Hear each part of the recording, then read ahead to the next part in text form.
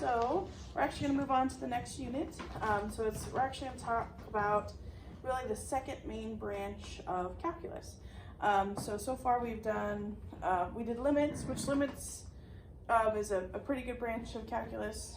So maybe there's three, but the one that's related specifically to derivatives that we just got done talking about is integration. And if you watched one of my videos, it talks a little bit about this. So what we do with integration eventually is trying to find area under a curve that's not regular.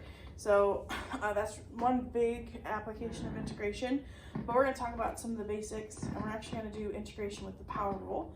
So some of the rules are going to be similar to derivatives, could actually end up being kind of the opposite of differentiation.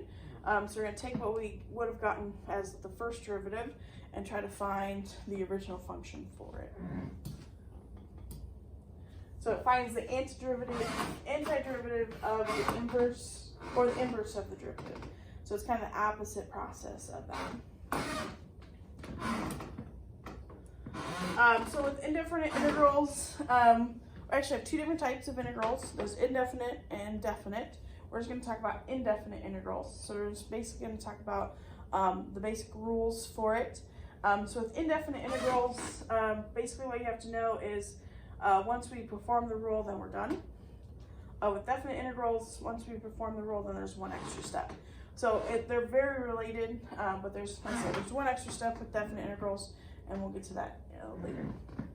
So here's some notation as far as how it goes.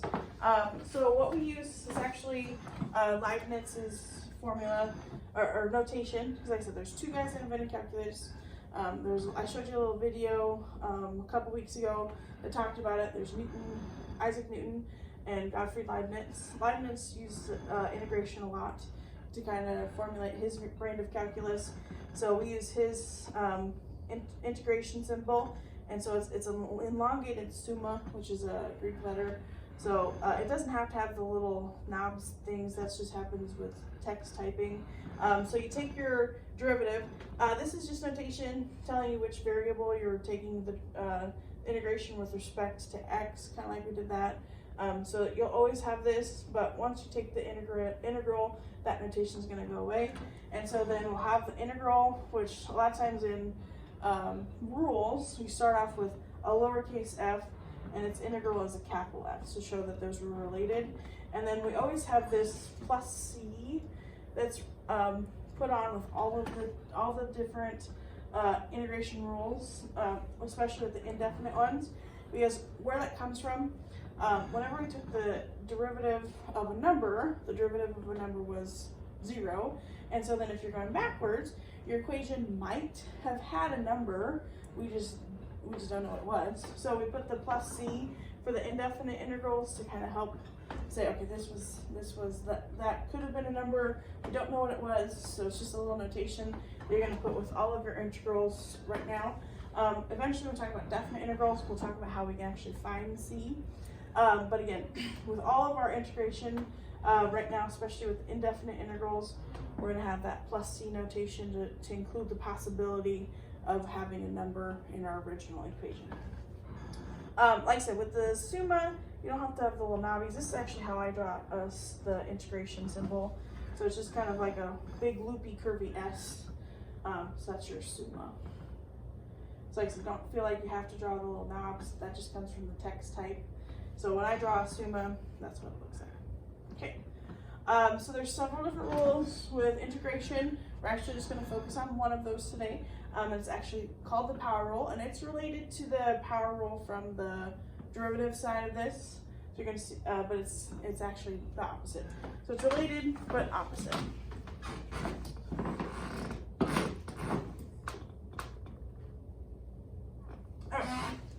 So for the power rule with derivatives, we took the exponent, we multiplied it to the number in front, and then we subtracted one from the exponent. So what we do is we actually reverse that process. So instead of subtracting one from our exponent, we're going to add one to our exponent, and then we divide. So like I said, it's the exact opposite of derivatives. So we multiplied, then subtracted. Here we add, then divide. Now most of the time, the division is not going to work out nicely. So a lot of times, especially with these first few examples, our derivative is going to look like a big fraction. That's okay. It doesn't always work that way. I do want you to simplify when you can. And just like before, I want to show you the rule and symbols, and then we will look at some examples. So we're taking the integral of a power rule. So it should have a coefficient, sometimes not, sometimes our coefficient's just 1. And then it's something raised to an exponent. And again, that's just notation, part of our integration process. It's just telling you that we're taking the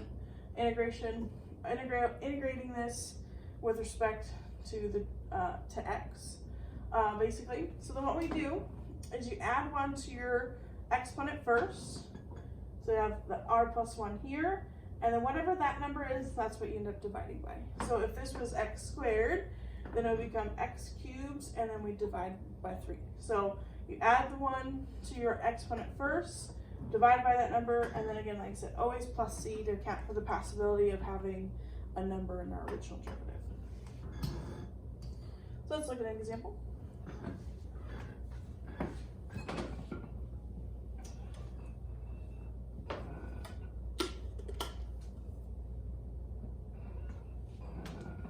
Okay. So you have x to the 12th, and a lot of times our equation is going to have more than just the one piece, but here's x to the 12th. So we're going to take this first. I'm going to add 1 to that exponent. So then it'll become x to the 13th. And then what I do is I divide by that exponent now. So we have x to the 13th over 13. And then plus c to account for that possibility of having a constant number. And then that's our integral. So you add 1 to the exponent, divide by that number, and then plus c. Don't forget plus c is important. And again, if you want to check your work, you take the derivative. So it'd be 13 over in front, but 13 divided by 13 is nothing. And then subtract 1, 12. So we get the original 1 back. So that's why it ends up looking like this a lot, because if you try to do the derivative of it, it will simplify to 1. And so that's why it started off x to the 12th. So a lot of our integration ends up looking like this. Sometimes you'll already have a number there. So sometimes you might be able to divide that out, or it might have to stay like 4/13ths or 5/13ths, whatever. So there's our first example.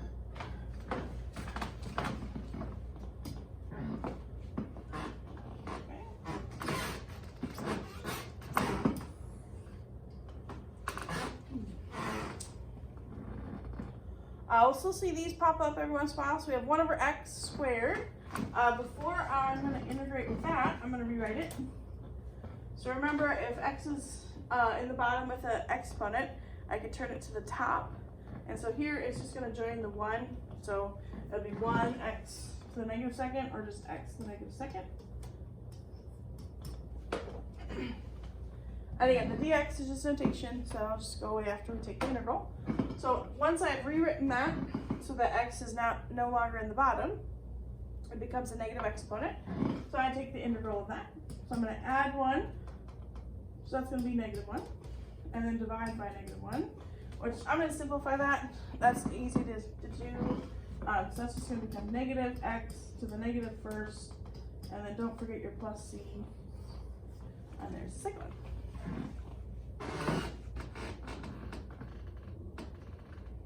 Questions on that?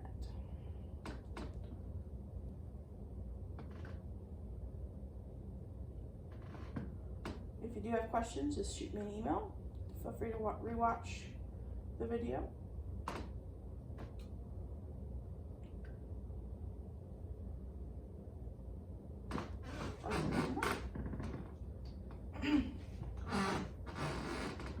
Alright, so here's another one.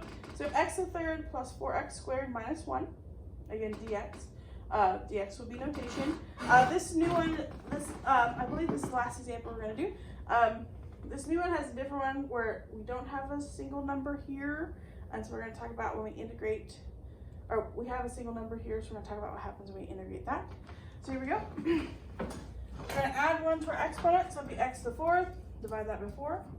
Add 1 to our exponent here, so it'll be 4x to the 3rd, and then divide that by 3.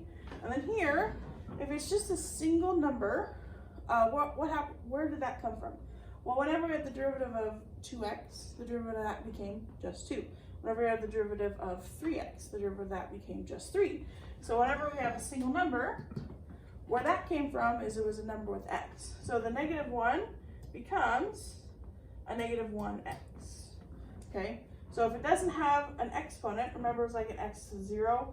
So add 1 to it, so it'll become 1, divide by 1. So if you're integrating a single number, it becomes that number with the variable that you're working with. And then again, don't forget plus c. And there is our 3.